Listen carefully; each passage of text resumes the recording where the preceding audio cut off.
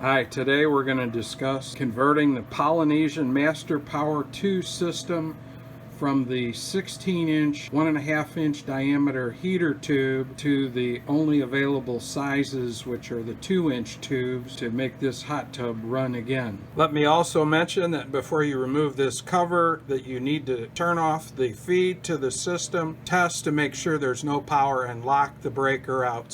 Clearly, you have to pull the knob, the heater knob, and then take out the 6 screws to remove the cover. On the back side of the cover is the wiring diagram for this particular hot tub heater pack. Upon opening the cover, you'll see the heater tube, which is this metal tube right here. These are the 2 electrodes for the heater element that's inside.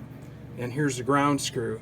Now this is the pressure switch that confirms that you have water flow before the heat will come on, and mine corroded apart and the whole thing fell apart, so I was not getting heat due to this switch. I also removed the insulation here. This is the temperature sensor for the heater tube, and it'll be removed. So I take these 3 screws off, and note that whether it's black or red on these 2, it doesn't matter. And I don't know if you can read the element here. It's upside down, but it says 240 volt 6000 watt, and it has a part number, but this device is no longer available. This pressure switch just has spade terminals, and they'll pull off easily. Now that all the wiring is free, the next thing will be to loosen this collar and this collar to get this tube out. I use a strap wrench. This one's a Craftsman that I've modified with the little tie wrap to hold the strap in place. Anyway, you just lift up and it turns it free. You may find it more convenient to loosen this nut and this nut so that the filter housing gives you room to get the strap wrench under this collar. The heat tube is out, and this is a good opportunity to clean any corrosion out of the inside of this pack and repaint it with black paint. Rust-Oleum or some other kind of zinc heavy paint would be good. I took this heater tube to my local pool supply store, and the one that I went to is a very complete store, and they have a way to test these heaters, and they did they called it a high pot test. Basically, they put 1,000 volts on here and look for ground conductivity, and the heating element in this tube was bad. As the pump is on the right and the filter's on the left, and this tube has to go in the middle, I needed a heating tube that was shorter that I could put adapters on. And so in this case, I found this particular heater tube. There's the part number. You can see it up close. It's basically the same wattage, 240 volt, 5.5 kilowatts instead of 6 kilowatts, made by Intertech, and it's only 14 inches long instead of the 16. That gave me some room for adapters. As you can see, I've placed the new heater tube roughly in position where it would go. And over on this side, you'll notice there's a collar of rather large size. They didn't do a glued-on collar. They then screwed this 2-piece collar in place, which is going to make it impossible to spin this onto this fitting, onto the filter. Another thing to notice, this is the adapter which screws onto here, and it has a hex nut. The hex nut won't clear when the filter is in place, so that didn't work. And the number of threads, there's 1, 2, 3, 4, 5 threads there, and this nut has 10 threads on it roughly. With this adapter screwed onto the collar, look at how much space there is. You can see inside. It's not going to pinch up against the O-ring seat. This is the adapter that doesn't have enough threads. There's the part number. You do not want this one. Although there's room for this adapter on the pump end, the problem with the only having 4 or 5 threads versus the depth of this threads is going to be a problem. I considered using gaskets, a stack of gaskets, but that's just a jury rig. I'm not going to do that. Here are some other adapters. that I was hopeful might work, where I could screw this one into here, screwing it all the way in. You see it's good and tight all the way down to the bottom. And then I was hopeful this piece that screws onto the filter would just adapt into here, but nope, not the right size. I've screwed this coupling in place onto the filter housing. Here's the 1.5 inch coupling. Here I have a 2 to 1.5 inch reducer that I'm going to insert into here. I'm not going to press it in all the way because I wouldn't be able to get it out to glue it, but then taking this and placing it up into position up here, you can see that the collar for the new heater tube is in the way of the blower, and the blower housing is not movable, it's part of the box. Here is the 2 to 1.5 inch reducer. You can get that from any pool supply store. Placing the reducer roughly in position for reference so you can see it, that's about a 6-inch long tube. Well, the new tube is only 13 and the old one's 16, so that means it's 3. So that means the pump has to move. The screws on this side are very easy to get off. There's 2 nuts, a big flat washer, and some rubber spacers for noise isolation. But the ones on the back side are very difficult. You can see the one on the back, I've already removed the nut, but the one on the bottom in the back is very, very hard to reach.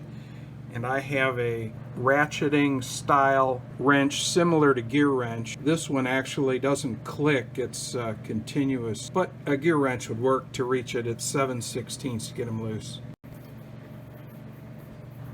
Now you can see I've loosened the pump up and have it stood up in the corner. My valve was leaking. I had drained the hot tub, so I've got that piece apart. This is all going to have to be reworked to make the suction side of the pump up to the hose coming from the underside. I don't know if you can see it. Since I'm going to extend the tube outside of the metal housing, I want to keep all the electrical connections inside the housing. And you'll notice there are various fittings and this pressure switch. I've flipped the orientation from the previous.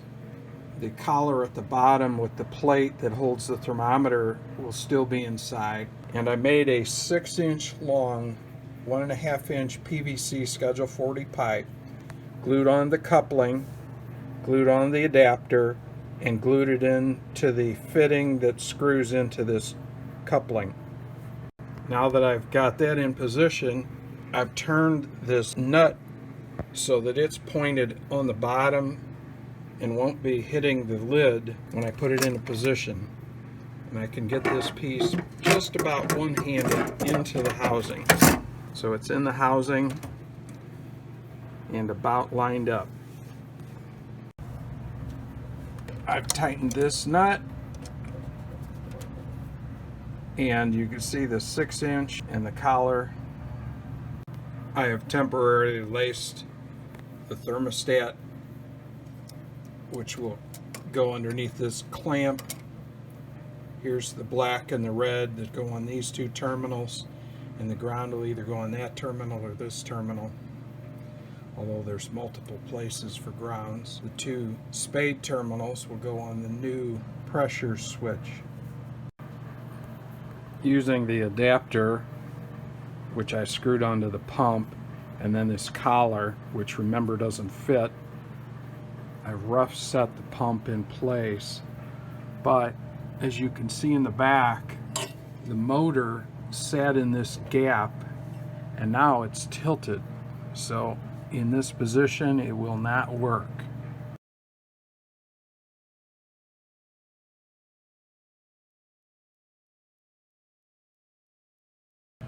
This is the previous location of the suction side shutoff valve, and when the motor moves into this corner, this valve will be completely obstructed. This hose is flexible, so I can move it around a little bit to adapt it to the new pump location. The 1.5 inch piece of pipe inserted into the 1.5 to 2 reducer into the coupling that connects to the pipe. That 1.5 inch piece is 4 inches long. Then the coupling that connects to the pump is the other end of this pipe. Here we see the pump connected to the extension that connects it to the heater tube. And in the back, I'm working out the connections for the suction side to this valve. Now that valve is going to be right in the bracket that holds the motor, so I'll probably tilt this shutoff valve to the left to make it horizontal. Here you can see the motor is set temporarily in place, and you can see where the motor brackets are going to have to go, tied to this. Here I've reoriented the gate valve, turned it horizontal, then connected to the coupling that's connected to the screwed in street 90 into the bottom of the pump. I have the pump just rough blocked in place, but this is where I'm going to final set the pump. Here the motor is rough set in place. You see the cable is still long enough to reach. There's a gap. The blocking is just holding everything level. Here I've rough set the motor onto the pump again with all these pieces set up the way I showed a moment ago. The reason I did this, if you look on the back side, there's a 2x4 that runs up, and it has about the spacing for a 1/2 inch piece of plywood. Behind here I've placed a piece of plywood to get the approximate spacing. Next we'll measure a piece of plywood to fit that 2x4. With the pump mounting to a piece of plywood, the only structure on the backside is this 2x4. It is rigid, connected to the top and the bottom. This vertical upright that's the framing for the door is very rigid too. So I created this L-shaped 2x4 and will insert it into position and screw it in place, and you'll see what I'm doing with it. Here you can see the piece of plywood I cut to shape, fit around this bracket on the bottom, and you can see this L-shaped 2x4. That gives the plywood something to attach to in 2 spots. Here we see the plywood just standing in place. It's not secured to the 2x4s behind it, but it gives me a flat mounting surface to mount the motor. I'll mount the motor to the plywood, then attach the plywood to the 2x4s behind it, where I can access the screws a lot easier. I've temporarily screwed this plywood to the 2x4 backing, and then I've assembled the pump. Now if you can see, I've marked the slots where the motor lines up. I have all the pieces piping wise in place. I also put drywall screws on the plywood to rough locate where the lag screws are going to go, to see if I'd be able to access them after the motor is mounted to the plywood, because as I said earlier, getting the motor off previously was very difficult. And you can see these two are on either side of the pump inlet, and the two up here are above the motor. With the motor sitting on the base, you can see I've lined up the marks, and I come over to this side and mark them with a Sharpie. I'll be using 1/4 inch lag screws that are about 1.5 inches long, and I'll be pre-drilling the holes on this wooden board. Here we see the 1/4 inch carriage bolts. That way I can attach the motor to this wood plate before I insert it in, where I can reach the nuts, and then these lag screw holes make it a lot easier to get it out should I ever need to change the pump or the motor. In my case, I had to disassemble the pump and motor to isolate the pump and motor so I could do some measuring. But in your situation, you should be able to just remove these 4 bolts and then turn the motor 180 degrees. So instead of the motor hanging on the side of the box, it'll be pointing the opposite direction where you can mount it on the plywood. If that wasn't clear, here you can see the orientation of the outlet of the pump and the foot that the motor mounts on, and you can see the bolts sticking through. They thread into this upper part of the housing. Here you can see I'm turning the screw, this long screw, into the pump housing. You want to start and insert all four a little bit, not just drive one in and then try and find the others. It's hard to get aligned. Next goes the pump impeller along with its seal, and it just threads on.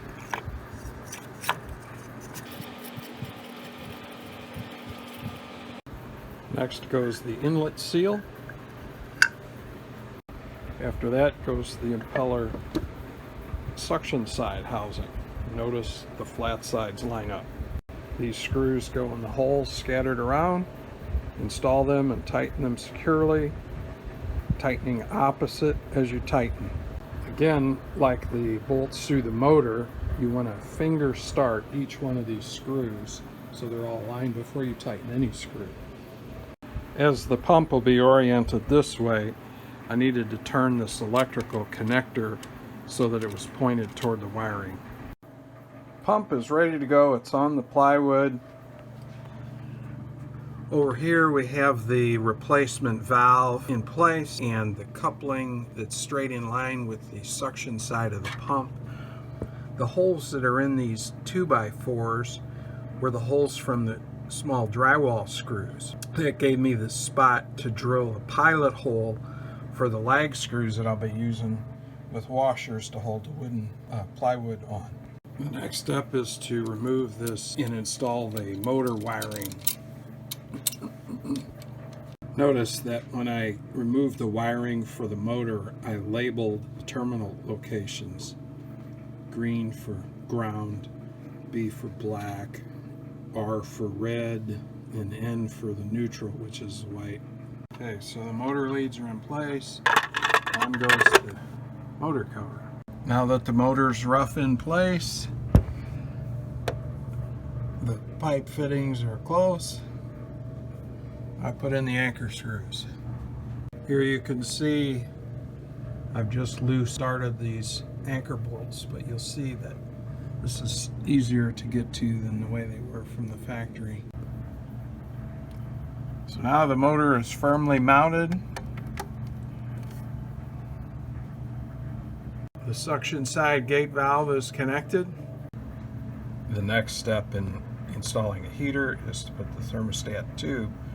You can loosen the nut here on the bottom.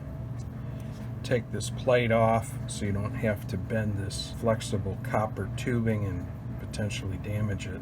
Take the plate off, slip the copper thermostat bulb, then put the cover on and then tighten the nut up. I don't know if you can tell, but I rolled the heater back just a little bit to be able to do this.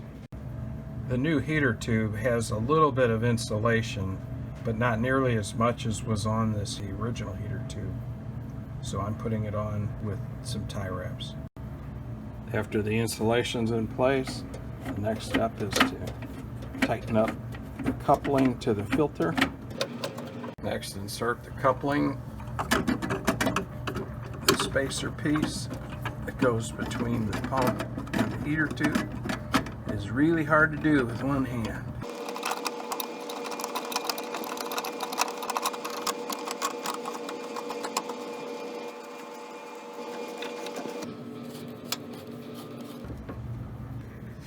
As you can see, we still have room for the filter body to slide while this coupling tightens up.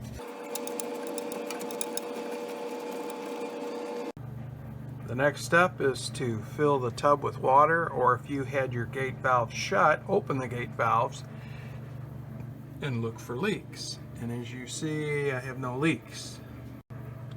All the wiring is reconnected.